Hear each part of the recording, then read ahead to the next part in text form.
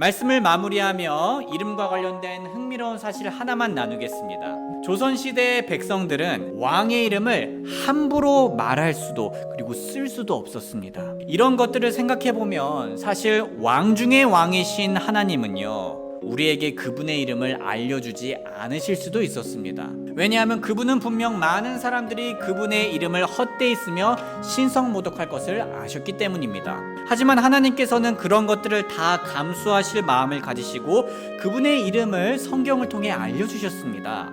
왜냐하면 하나님은 우리가 그분에 대해 알기를 원하셨기 때문입니다. 왜 하나님은 우리가 그분에 대해 알기를 원하셨을까요? 왜냐하면 우리를 사랑하사 우리를 가까이 하시길 원하셨기 때문입니다. 출애굽기 20장 7절 우리 함께 한 목소리로 읽어보도록 하겠습니다. 시작. 너는 주 내 하나님의 이름을 헛되이 취하지 말라. 주가 자신의 이름을 헛되이 취하는 자를 죄 없다 하지 아니하리라. 아멘. 오늘 말씀 주제는 나에게 소중한 하나님의 이름입니다. 나에게 소중한 하나님의 이름. 그래서 저는 이 질문으로 말씀을 시작하고 싶습니다. 성경에 기록된 하나님의 이름은 어떤 역할을 할까요? 성경에 기록된 하나님의 이름은 하나님이 어떠한 분이신지를 드러냅니다. 하나님의 이름은 하나님이 어떠한 분이신지를 드러냅니다. 제가 유학 생활을 할 때 저는 친구들이 부르기 편하라고 앤드류라는 이름을 사용했는데요. 아시다시피 앤드류는 성경에서 나오는 안드레입니다. 안드레. 저는 이 이름이 참 좋았습니다. 왜냐하면 성경에서 안드레가 나오는 본문들은 항상 안드레가 누군가를 예수님께 데려오기 때문입니다. 그런데 제 미국 친구들은 종종 저의 영어 이름뿐만 아니라 한국 이름도 물어봐 주었습니다. 그때 저는 제 이름인 박성규를 얘기해 주었습니다. 그리고 나서 제 이름의 뜻을 알려주었습니다. 선규는 한자로 베풀 선의 서옥규인데요. 서옥은 상서로운 구슬, 즉 복되고 길한 일이 일어날 조짐이 있는 구슬을 의미합니다. 그래서 저는 제 미국인 친구들에게 내 이름의 뜻은 복된 것을 베푸는 것이라고 설명한 다음 앞으로 나에게 가장 복된 예수님을 주변에 나누어주는 사람이 되고 싶다라는 식으로 말하곤 했습니다. 그러면은 미국 친구들이 되게 와 하면서 좋아했어요. 우리 형제 자매님들께서도 아시다시피 우리나라에서는 자녀의 이름을 짓거나 혹은 내 이름을 새로 개명할 때 주로 그 이름에 걸맞는 사람이 되길 바라는 마음으로 이름을 짓습니다. 그렇죠? 즉 우리는 이름을 먼저 짓고 그 이름에 걸맞는 사람이 되기를 원합니다. 그런데 성경에 나오는 하나님의 이름은 다릅니다. 성경에 나오는 하나님의 이름은 그분이 하나님께서 미래에 되고 싶은 모습이 아닙니다. 희망하는 게 아니에요. 성경에 나오는 하나님의 이름은 미래가 아니라 이미 그분이 가지고 계신 특징을 설명합니다.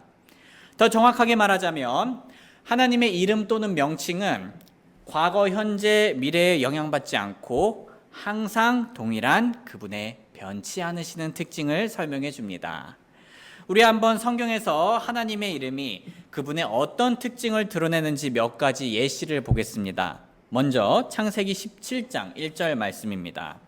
한번 같이 읽어볼까요? 시작. 아브라함이 99세였을 때 주께서 아브라함에게 나타나 그에게 이르시되 나는 전능자 하나님이니라. 너는 내 앞에서 걸으며 완전할지니라. 하나님은 전능자라는 이름을 가지고 계십니다. 즉 그분께는 불가능한 일이 없고 모든 것을 하실 수 있는 능력이 있으신 겁니다. 하나님의 다른 이름을 보겠습니다. 출애굽기 3장 13절 14절 말씀입니다. 모세가 하나님께 아뢰되 보소서 내가 이스라엘 자손에게 가서 그들에게 말하기를 너희 조상들의 하나님께서 나를 너희에게 보내셨느니라 하면 그들이 내게 말하기를 그분의 이름이 무엇이냐 하리니 내가 무엇이라 그들에게 말하리까 하매 하나님께서 모세에게 이르시되 나는 곧 스스로 있는 자니라 하시고 또 이르시되 너는 이스라엘 자손에게 이같이 말하기를 스스로 계신 이께서 나를 너희에게 보내셨느니라 하라. 모세가 하나님의 이름을 무엇이라 말해야 되는지 질문했을 때 하나님께서는 자신을 스스로 계신 이라고 말씀하셨습니다. 즉 스스로 계신 이라는 하나님의 이름은 아무것도 의지하지 않고 오직 스스로 계시는 그분의 특징을 보여주는 겁니다. 마지막으로 또 다른 하나님의 이름을 보겠습니다.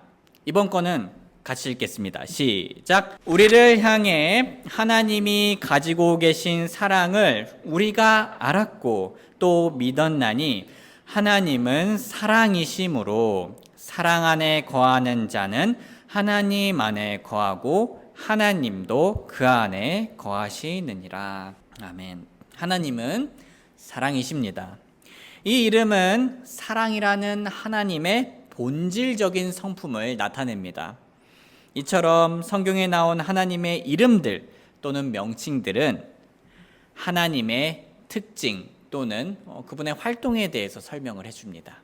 그런데 성도님들, 성경에 나온 하나님의 이름은 하나님께서 어떠한 분이신지 드러내는 역할을 할 뿐만 아니라 하나님을 상징하는 역할을 하기도 합니다.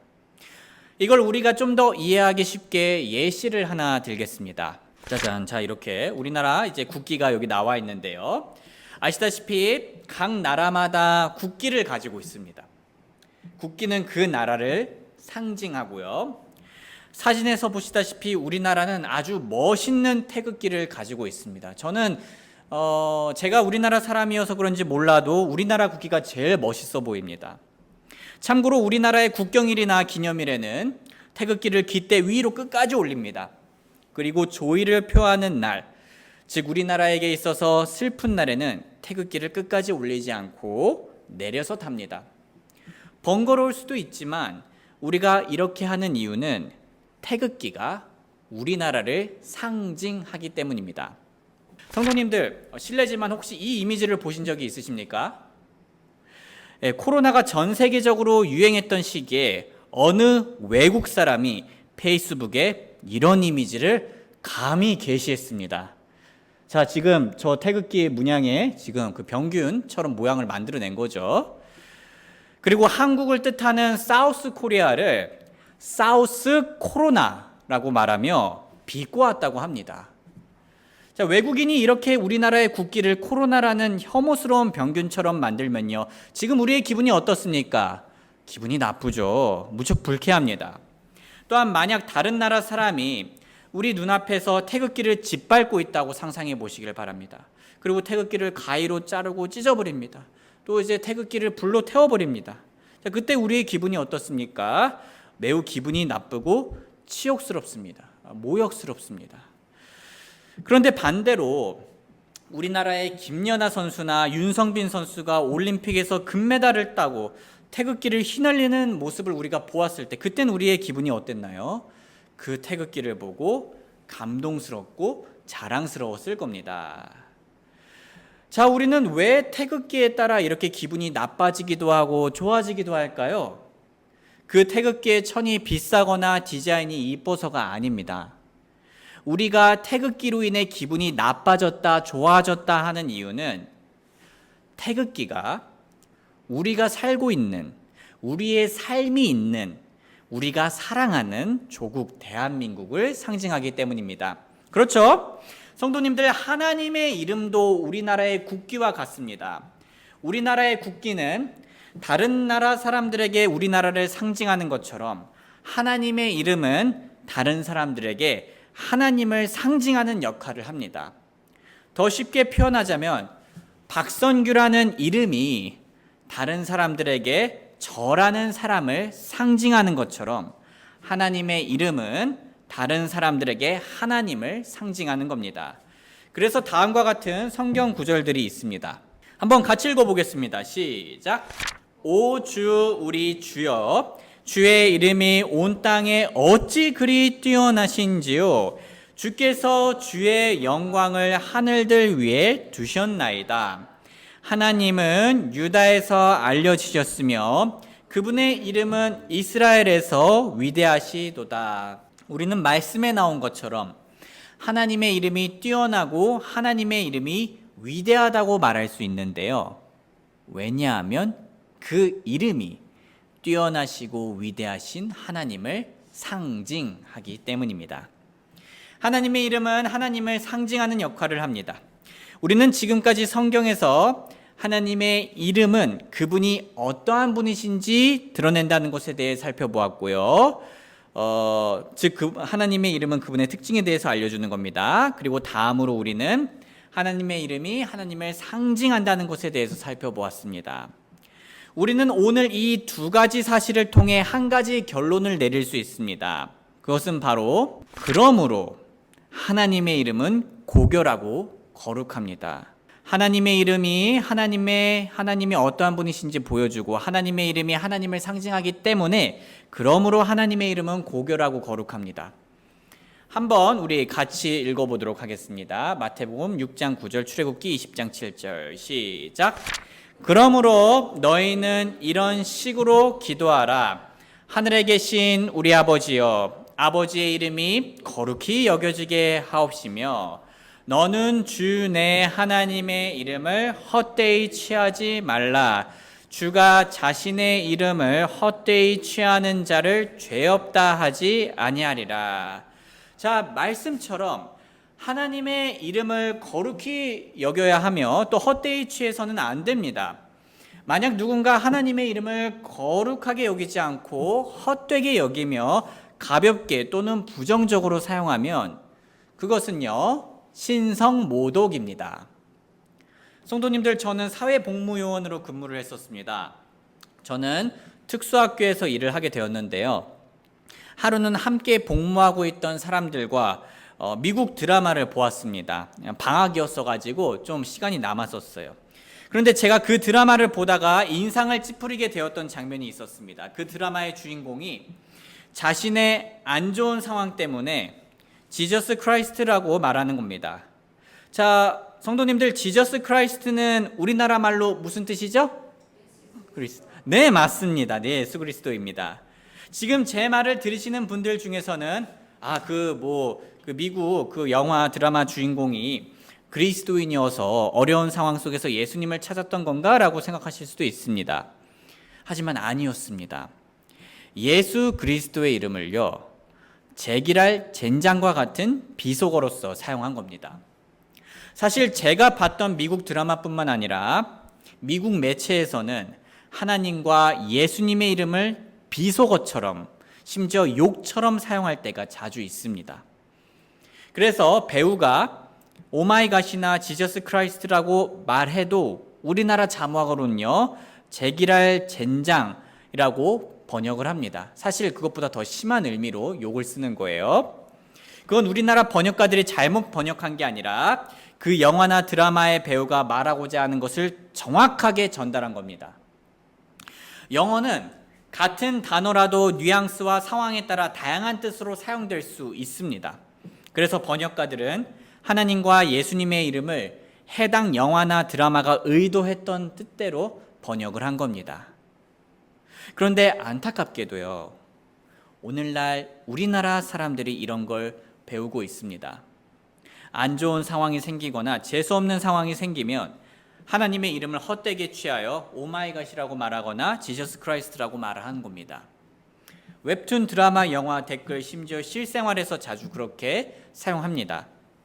물론 이들 중 많은 사람들은 그냥 미국 영화나 드라마를 보고 재밌어 보이니까, 남들이 다 하는 거니까 그렇게 따라하는 것일 겁니다. 하지만 아무리 순수한 의도라도 욕을 하면 죄인 것처럼, 아무리 순수한 의도라도 하나님의 이름을 가볍게 그리고 욕처럼 사용하는 것은 신성모독 죄입니다. 성도님들, 사실 이건 어떻게 보면 참 흥미로운 현상입니다. 여러분들 혹시 우리 주변에서 혹은 미국 드라마라든가 어느 영화에서 오마이 부처라는 말 들어본 적 있습니까? 오마이 부따 하면서요. 그런 거 뭐 들어보셨죠? 혹은 이제 우리 무슬림의 오마이 알라라는 말 들어보신 적 있습니까? 예. 자, 영화나 드라마에서 오마이 부처나 또 심지어 오마이 알라라는 말이 욕이나 비속어처럼 사용되면요, 어떤 일이 일어나겠습니까? 테러 일어납니다. 예, 불교하고 이슬람들 난리 납니다. 대통령 이름을 욕처럼 쓰는 건 어떻습니까? 잘못하면 대통령님의 명예훼손으로 감옥에 갈 수도 있습니다. 더 개인적인 예시를 들어보죠. 우리들 중에서 부모님의 이름을 욕처럼 비속어처럼 사용해 보신 분이 있습니까? 단 한 분도 없을 겁니다. 사실 제가 이렇게 질문을 하면서도 민망해요. 왜냐하면 신뢰되는 질문이니까요. 우리는 부모님의 이름을 욕으로 사용하지 않을 뿐만 아니라 절대 가볍게 말하지도 않습니다. 그런데 우리 부모님의 이름이 영화나 드라마에서 욕처럼 쓰이고 있다고 상상해 보시길 바랍니다. 얼마나 가슴 아픈 일입니까? 얼마나 화나는 일이에요. 그럴 일은 없겠지만 만약 이 세상이 우리 부모님의 이름을 아무리 웃기게 사용하더라도, 가볍게 사용하더라도, 심지어 욕처럼 사용하더라도 최소한 우리만큼은 부모님의 이름을 우습게, 가볍게, 욕처럼 사용하지 않을 겁니다. 그렇죠? 그렇다면 이 세상이 하나님의 이름을 아무리 웃기게 또 가볍게 비속어처럼 사용해도 최소한 우리 그리스도인들은 하늘 아버지 하나님의 이름을 우습게 가볍게 욕처럼 사용해서는 안 됩니다. 헛되이 취해서는 안 됩니다. 그것은 신성모독입니다. 우리는 하나님의 이름을 거룩하게 여겨야 합니다. 하나님의 이름을 고결하고, 하나님의 이름은 고결하고 거룩합니다. 부모님의 이름이 소중하듯이 우리 아버지 하나님의 이름도 우리에게 소중합니다. 말씀을 정리하겠습니다. 하나님의 이름은 하나님이 어떠한 분이신지 보여줍니다. 하나님의 이름은 하나님을 상징합니다. 그러므로 하나님의 이름은 고결하고 거룩합니다.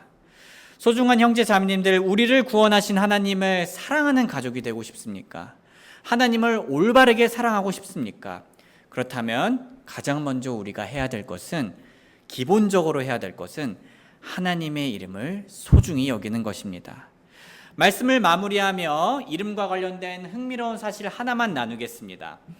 조선시대의 백성들은 왕의 이름을 함부로 말할 수도, 그리고 쓸 수도 없었습니다.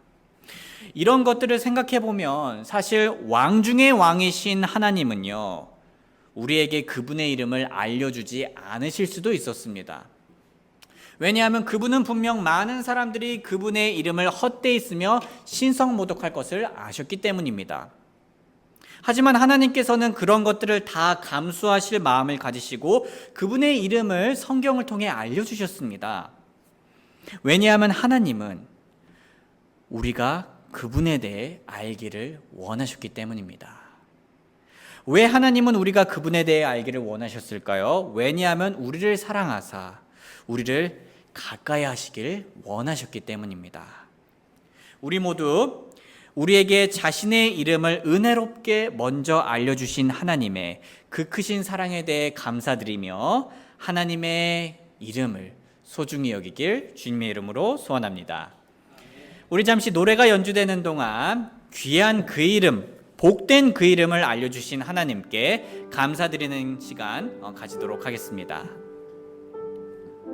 기도하겠습니다. 하나님 아버지, 세상 만물을 창조하신 하나님께서 이 우주의 먼지 같은 저희에게 하나님의 이름을 알려주시고 하나님께서 어떠한 분인지 알려주신 것이 놀라울 따름입니다. 우리가 하나님을 기쁨으로 부를 수 있다는 사실에 감사합니다.